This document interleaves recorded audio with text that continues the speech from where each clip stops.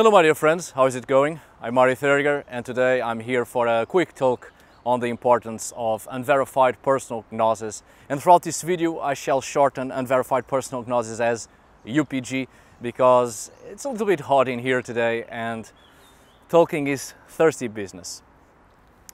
This video comes as a sort of continuation of my previous video concerning my first contact with paganism. If you haven't watched that video yet, well, I suggest that you do.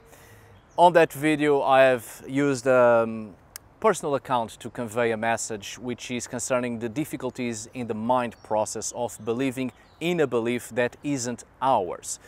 Each one of us has personal experiences, very individual experiences towards the supernatural, the spiritual, and it is hard to express ourselves to others concerning these subjects because, unfortunately and understandably, not everyone will believe in people's supernatural experiences because what is experienced on an individual level can hardly be explained, let alone lived, felt, seen, and experienced by others and to others.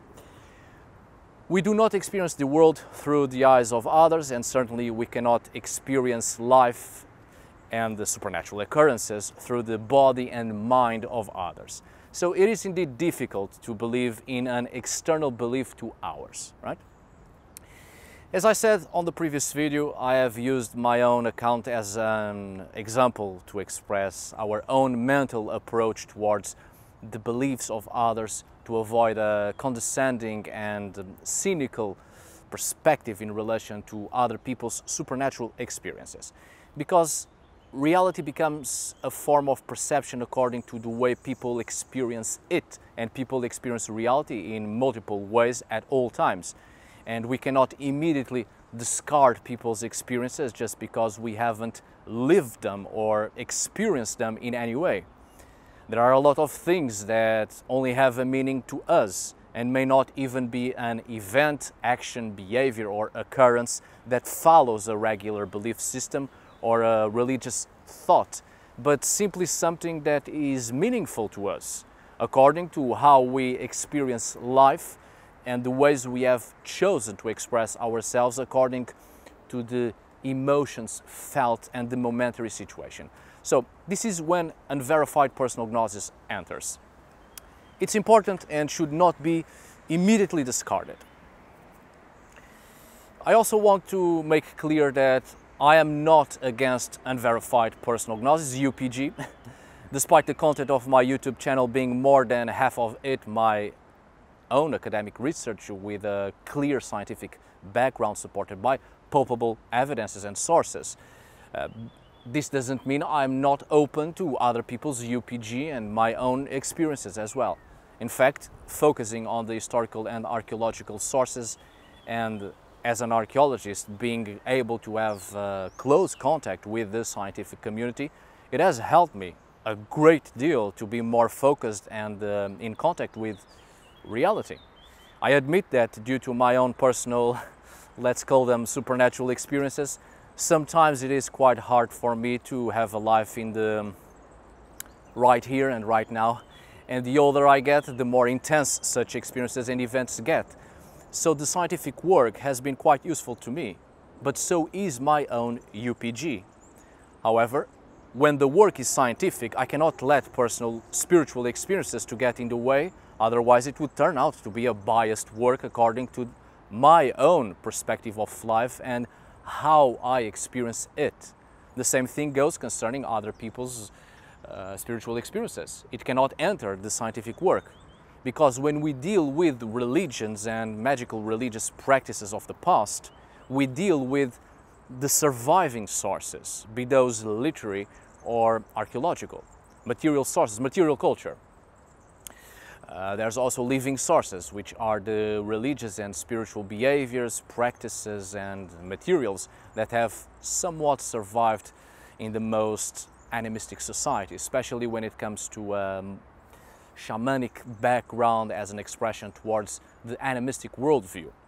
But scientifically speaking, we deal with what we have, which is mostly the collective expression towards a religious understanding. the collective religious experience will create a set of materials and sources which either give physicality to the religious or are expressions towards the religious sphere, such as a statuette, a little figurine, as part of the material culture that indicates an expression towards the religious. But it is seldom more than that. Much of the practice is lost, and the human thought, the desire, wishes, dreams, personal experiences are gone. And an artifact tells us little about the intention and behavior that was once expressed by the individual who created and used that artifact. So dealing with these subjects from past civilizations and periods, we deal with what is possible to know as a certainty. If the objective is to express historical truth, we can come up with a variety of reasons for the creation, use and value of an artifact, or why a specific object for which we do not know an immediate function was created. And many theories can come up and be supported by evidences. But the human intention and personal meanings is just speculation, because a personal perspective does not survive after a person is gone. We can have some clues concerning an object by comparison of contexts, surely. And we can also know fragments of the nature of gods and other entities when accounts about the divine and the supernatural are preserved to a certain extent in stories, legends, folklore and myths. But mythology is not religion, but rather a cultural code which expresses a variety of things, and not all of them convey information about the religious, but more about the social interactions and the behaviors of a society. Mythologies change over time to accompany the change of mentalities. And we can certainly know about the names of some deities and what they were associated with, but we cannot know through the stories the nature of the gods and other beings and persons of the world. The actual contact with the supernatural and the spiritual is often an individual experience, and the scientific study is a focus external to individual belief. Scientifically speaking, we deal with what we have, what is collectively known and understood, the collective religious thought and behavior and norms and canons, which is something far more concrete, because the collective behavior will rarely differ from what has been religiously stipulated. And so people will express themselves collectively almost always in the same way as they were taught how, or in the way that was accepted by the group or by the religious reality and cultural norms that have been stipulated and accepted by the community or by the group. But things become quite different when the experience is on an individual level. A group of people may worship a deity in a specific annual festival, behave collectively and express the religious in a collective manner, as was accepted, stipulated and according to the regular structure of the formulated religious conduct. However, a single individual, regardless of participation or no participation in that festival, can and will also experience the same deity in a different way, out of the collective thought and more on the level of personal experience and perception of the world and perception of the spiritual and the supernatural. And that knowledge coming from personal experience rarely enters the collective experience, because other people individually are experiencing the same deity in their own different ways, and more often than not, the individual experiences do not match. And so people, understandably, rarely accept the experiences of others, either because they are experiencing the same things individually, but on a different manner and perspective, or because the collective experience doesn't match the individual experience or experiences. Because the collective experience and collective expressions of faith are something agreed upon by the group, by the community, where the personal, the individual, the singular seldom enters, because it's different than what the collective has agreed. Like I said in the previous video, we do have a lot of assumed knowledge, much of it coming from an assumption of being culturally superior to another. And even when we set out to try to find explanations for people's experiences, be that past or present, and the way they have expressed such experiences, due to this pre-established sense of cultural superiority, we fail to find explanations for these phenomena. And instead we conduct our entire approach to find one explanation that fits with our own preconceived assumption. So we often impose preconceived assumptions and assumed knowledge, which will only lead us to seek out confirmation to what we have chosen to believe. Quite often, too often I should say, we judge every aspect of life and even people's consciousness and beliefs solely based on the values and laws centric to the culture, not only the culture that we live in, but also the culture we have developed. And we often forget that our own cultural developments can be as real or as illusionary as the very systems of belief humanity has developed, because religion, each faith, each system of belief has once developed from nothing more than a thought formulated by experience, and from such an experience a meaning was constructed according to the people who have experienced that and according to the perception that sprouted from such an experience. Every religion, every spirituality, every faith and creed and cult came from unverified personal gnosis at some point in its origins. And it has been developed and structured and even given a canon. And in the long run, we can sometimes say that a belief can be verified because a holy book was written about it. But that same holy book comes from UPG, and there's no way science can prove or disprove a belief, because it doesn't sprout from science. It is not something external to humanity that exists in nature and within the laws of nature and can be studied, measured and tested, but something that is perceptible by humanity through spiritual experiences, something within the realms of the immaterial, the spiritual, beyond the conventionally accepted material reality.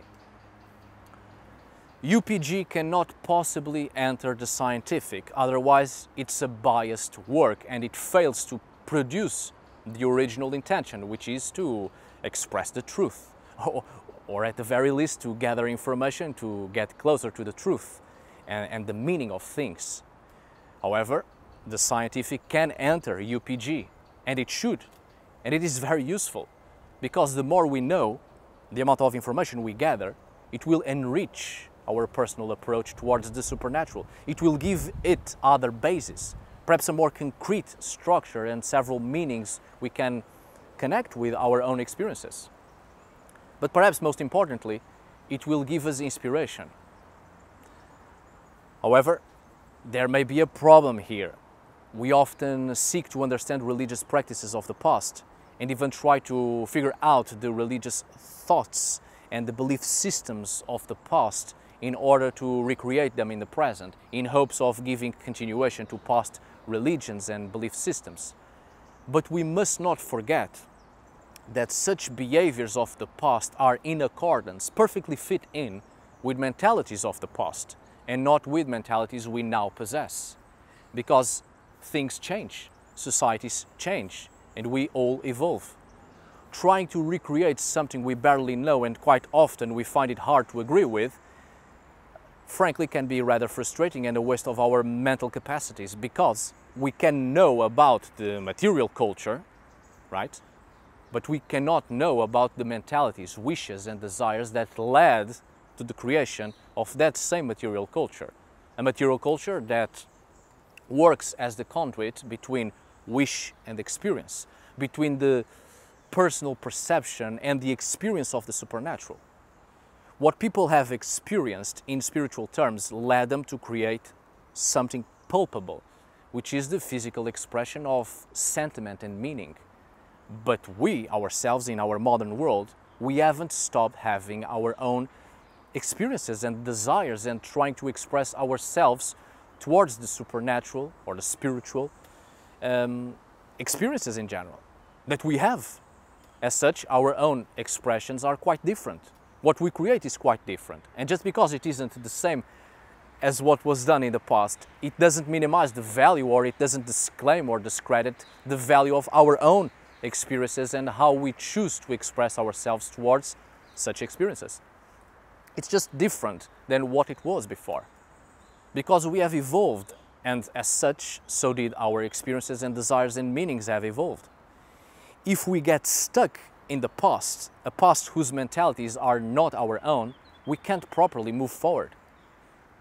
The past shouldn't be forgotten, true enough. However, the past should serve as an inspiration for the present, so we may have a better future. I see no reason to be stuck in a past mentality and try to recreate something we are no longer experiencing the same way our ancestors did. We have new experiences and we should express ourselves towards those experiences. Our UPG becomes important in that way. We may try to recreate some things of the past, but we should not neglect our own capacity to create new things. And I think it is important that we start to create our own practices and material culture as expressions of our own experiences and perception, as expressions of the relationships we create with a variety of entities and persons of the world beyond the human social sphere. Our ancestors have made depictions of many deities and trickster spirits and other entities for millions of years, and each time there was a particular experience towards an entity that was new to them, they would depict it. They would create some form of art to express their experiences and relationships with entities. Why are we only focused on these past expressions instead of also making the effort to express our own experiences? I am not saying we shouldn't continue to create relationships with entities that have been known in so many cultures throughout history. What I'm saying is that beyond the relationships we already create with more or less known entities that have endured in human cultures, why aren't we also creating new gods and goddesses or any other entities? Why was it right for our ancestors to have a continuous process of creation of several entities they have experienced and not right for us to do the same? We haven't stopped having our own supernatural and spiritual experiences. So shouldn't we also express ourselves in a way that gives us inspiration to create material culture that expresses the relationships we are creating on our own with several entities that do not appear depicted in the past? If I go into the forest as an example and experience the presence of an entity, start to create a relationship with it and start to build an expression of my own through practice and cult towards that entity, what stops me from creating an artistic expression that depicts that entity? What stops me from creating a figure, a statuette, a wooden pole that depicts this entity that I may understand as a deity? The only thing that may stop me is what other people think of my own experience and may say that this is my unverified personal gnosis. So it doesn't count, it's not real to them or to what has existed from past cultures. And therefore it is invalid to those people. But that's the thing. Others have not experienced this relationship I have established with the entity of the forest. So it's not real only to them. But it is real to me, and it is not unverified personal gnosis to me, because I have experienced it, and it is verified by the relationship that I have maintained with this entity. And this same relationship gives me inspiration to create an object to express my devotion towards this relationship that is important to me and important in my life. And like that, I have physically depicted that entity, which may be worshipped according to the information gathered through this experience. It's important to remember that the realms of magic and supernatural experiences are often called unverified personal gnosis, as if it were a science that needs confirmation and scientific acceptance to exist or to happen and to be experienced.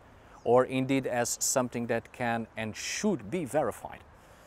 But we are dealing with the realms of human consciousness, beyond mere thought provoked by what is immediately perceptible to us in the physical world. Asking to verify supernatural and or spiritual experiences is like asking to verify imagination. We imagine things, we dream things, and they are no less true than whatever information our brain receives on a daily basis, because imagination itself is being projected onto the brain as well. And how could we possibly transform imagination into verified personal gnosis? How can we scientifically validate an imagined scenery? It just happens, and it is part of human creativity. One thing is separating the scientific work from UPG, but another thing is constantly invalidate people's UPG at every occasion, which results in the destruction of imagination and consequently the destruction of human creativity. When we create barriers of thought against UPG, we are launching a campaign against imagination, against inspiration, against creativity. As such, we create cultural genocide. Unverified personal gnosis is important for an individual because it is the gathering of knowledge from personal experiences and individual relationships which are established with realms and entities beyond the stipulated norm and the collective laws that have been agreed to fit into whatever sense of normality that is accepted in each period and society. It is impossible to stop people from having supernatural and or spiritual experiences. Just the same way it is impossible to prevent people from having imagination or even from dreaming. Going back to the idea of religion and belief systems of the past, we may find inspiration in the information that is possible to acquire from such past realities, but we have never stopped imagining. And we cannot restrict our thought to a past reality and remain stuck in there, because past realities do not mark in time and space where we have stopped imagining, because we continue to do it. This is the importance of unverified personal gnosis. Just like every religion and belief systems that has departed from unverified personal gnosis and then it suffered several developments, the same thing happens today still. Our UPG is the key element that makes us innovate and create new approaches and new expressions towards the supernatural according to the experiences we have had that has created our UPG in the first place. And it is only unverified to others that have not experienced something that has led to acquiring and gathering knowledge. But it is verified personal gnosis by those who have experienced it. For an individual, or for a community or a group, it is of the utmost importance preserving creativity. Imagination leads to inspiration, and inspiration leads to creativity, which in turn results in physical expressions, which is no more than human art. We are artistic beings, and we create all sorts of beautiful material culture which demonstrates our own UPG, our imagination and inspiration transformed into a creative action. We are creators. We are entities of creation capable of also creating. Trying to control or regulate people's capacity to imagine, denying their UPG, is to regulate creativity and destroy the freedom to imagine. If we look at human history, we aren't just beings that succumb to instinct or solely obeying the laws of nature or only capable of a rational thought. We are not meant for that. Not only and not just that, although obviously rationality, the laws of nature and instinct play an important role in our existence. But we are also meant to imagine and be inspired and ultimately be creative, which leads us into a path of self-knowledge through the very beauty of our own creations. And that's when we create rituals of our own, rituals of creativity. A pattern of creativity seeking to obtain the same results or better results which have led us to live and experience what is meaningful to us.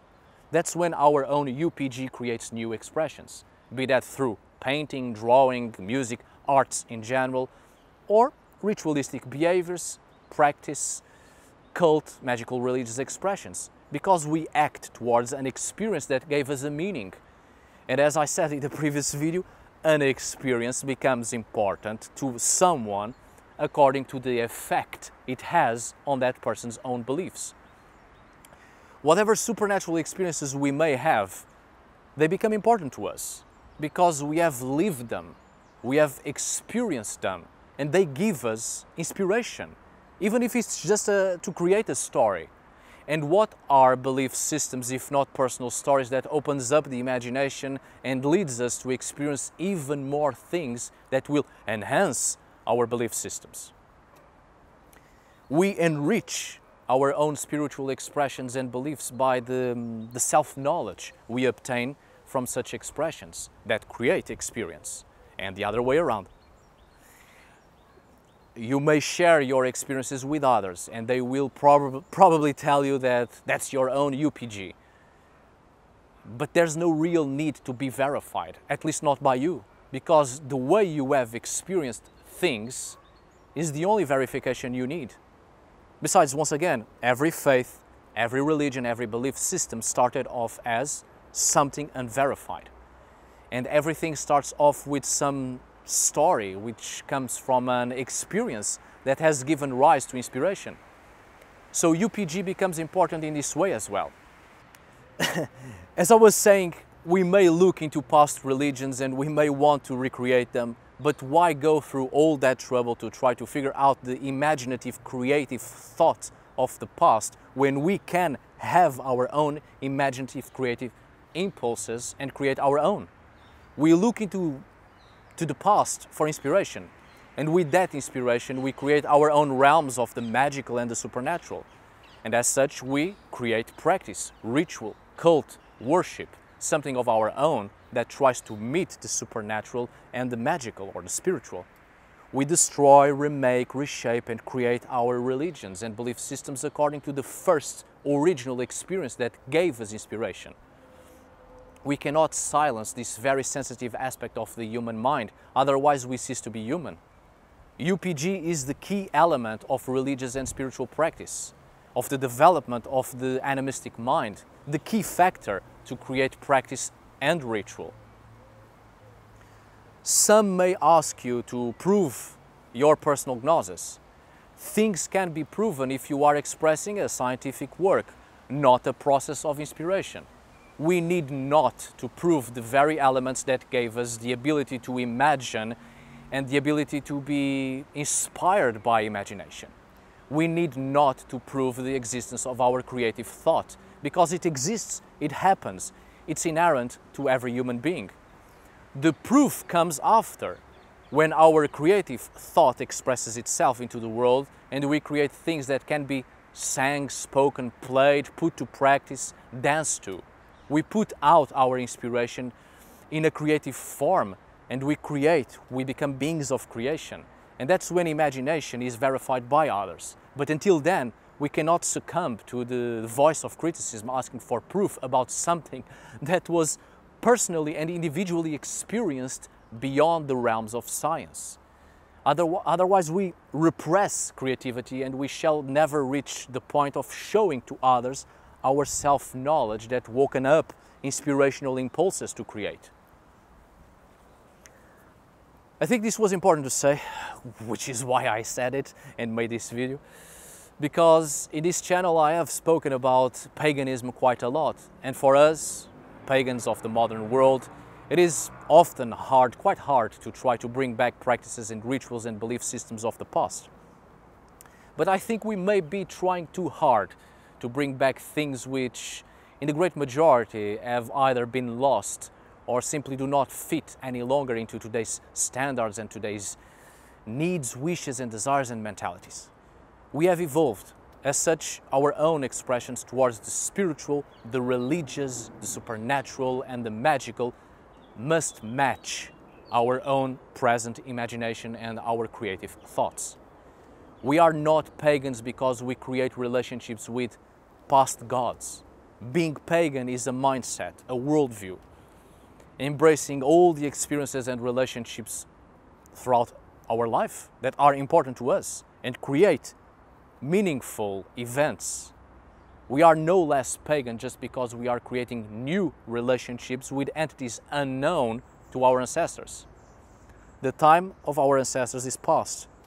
In our own lifetime, we continue to create relationships with a variety of beings, entities, persons of the world. Our Unverified Personal Gnosis is the platform that will launch us into creating new rituals and practices. And just because they are new doesn't mean they are invalid. They are very much valid to us because we are expressing ourselves in the best way possible towards what we experience just by being alive and living. Alright, my dear friends, thank you so much for watching. See you on the next video. And as always, thank you for today. Farewell.